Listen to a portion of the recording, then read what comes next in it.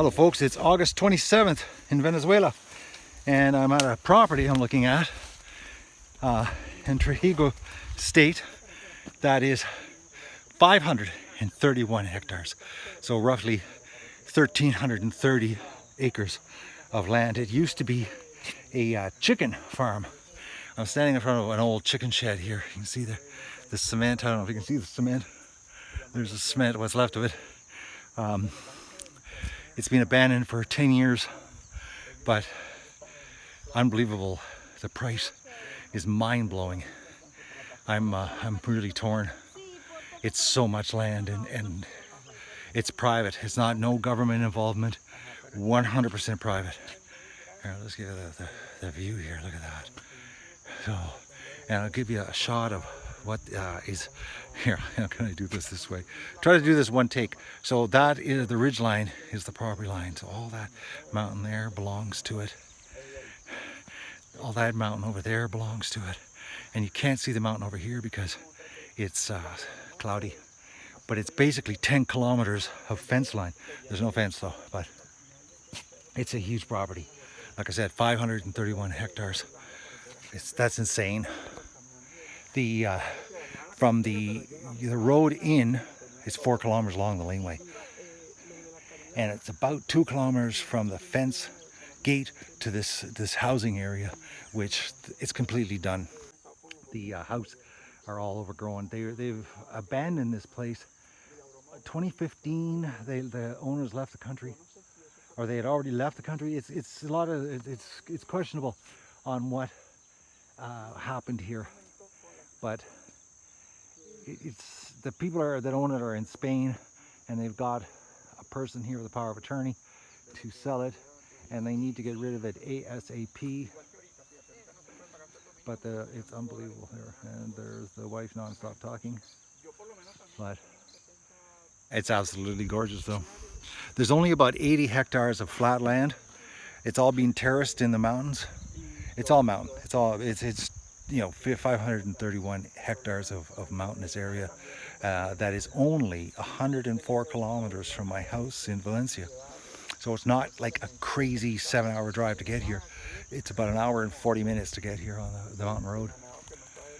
And there's lots of industrial area coming here, communities, equipment, people you can hire to do work, and supplies, that kind of stuff. So it's not like isolated where, you know, it's 5 hours to get to anything. And actually the road, if I had my own bulldozer, I could maintain it, and it wouldn't be that bad of a drive coming in here. It's 4-wheel drive right now though. There's some serious mud holes. My little dung fang is working coming in. This would be all kinds of opportunities. Everything from agriculture, because it used to be a giant chicken farm. There was 12 chicken barns that held 20,000 chickens each that on this property. Right now, all the foundations is what's left, but the rest of it's mountain. And right now there are groups that use it for motorcycling and 4-wheel drive and that kind of stuff. It could be easily turned into a recreational property with a ton of privacy, survival type privacy for the end of the world. So that's what I'm up to today. Okay, there's a river runs through the whole property. It's over there, you can hear it. I don't know if you can hear it in the camera, but there's some old chicken sheds. There was 3 of them on this terrace. But according to our guide here, the top of the mountain is the property line. So we're talking some serious land. And then the property line over there on the top of those mountains. Because the river is inside that valley, and the river is absolutely on the property. But this would be the view. The clouds are starting to lift.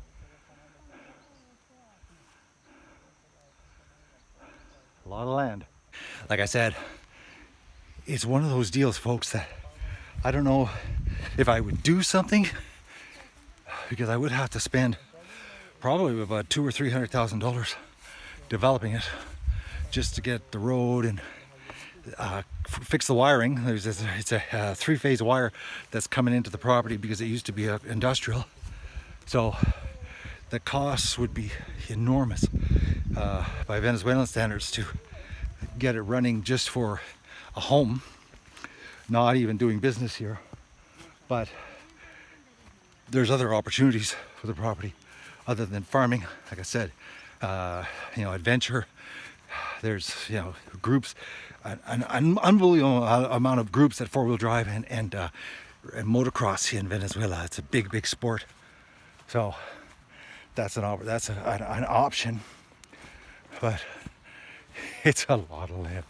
And here's the thing, folks: 531 hectares of land, no property tax. Okay, there's no government services, absolutely no government services, but no property tax.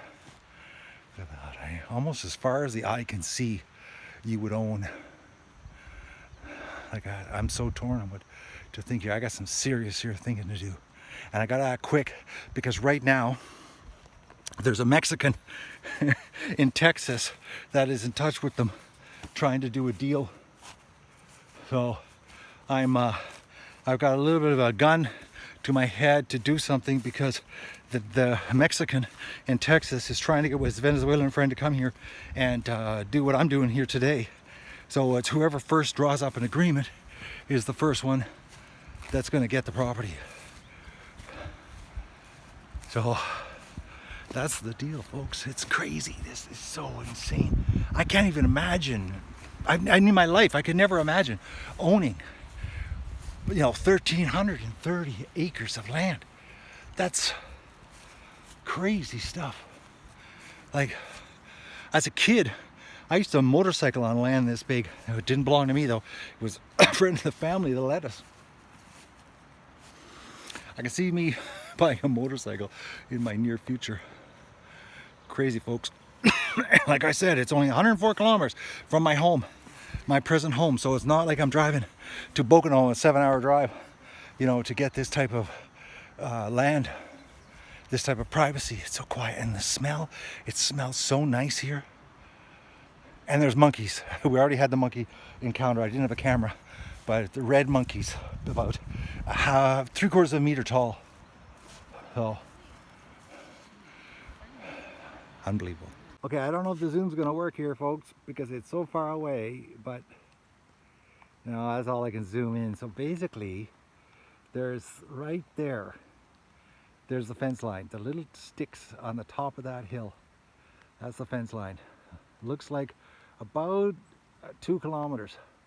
I don't know if the sound is showing up down here, folks, but the river is just on the other side of those trees. I didn't bring my directional mic today. I didn't think of it. I also didn't think about bringing my binoculars, which I wish I would have. And we're gonna go over and take a look at the silos. We're just inspecting the water tank, which is about 300,000 liters of water right there. Man, this is crazy property. Okay, this is the house of the original person who lived here. And as you can see, it's no longer there. It's funny because Marco, the guy who's the agent to sell the place, says, oh, it's 60% done.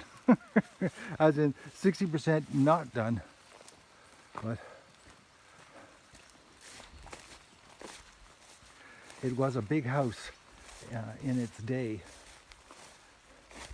And we're trying to get to the silos. There's a bunch of feed silos over there, but we're trying to find the road to get to them. But this was originally, I personally wouldn't have the house down here. I would have it on top of that hill where we were. But this was the original house.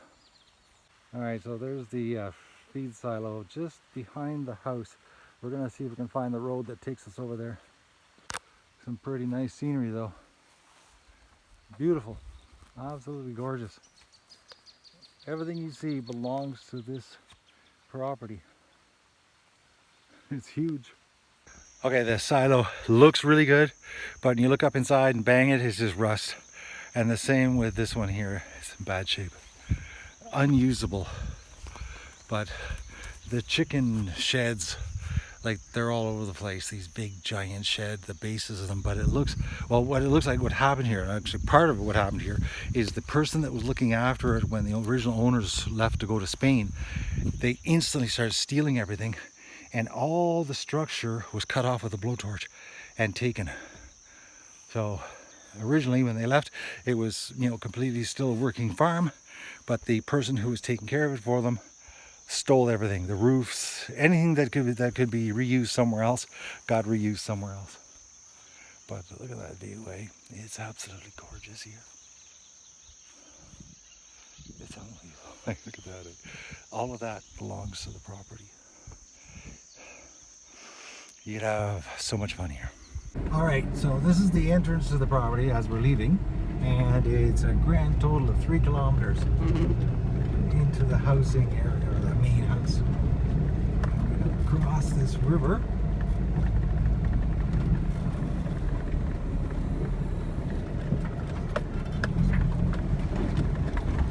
Oh, geez, a bumpy. Probably should be holding with 2 hands so they don't accidentally drive over the edge. Yeah, you should. Wow, successfully crossed. And this is the only paved part of the road right here. Well, the road needs some serious work. It needs some drainage put on it so that it doesn't wash out. But it's a serious 4-wheel drive road.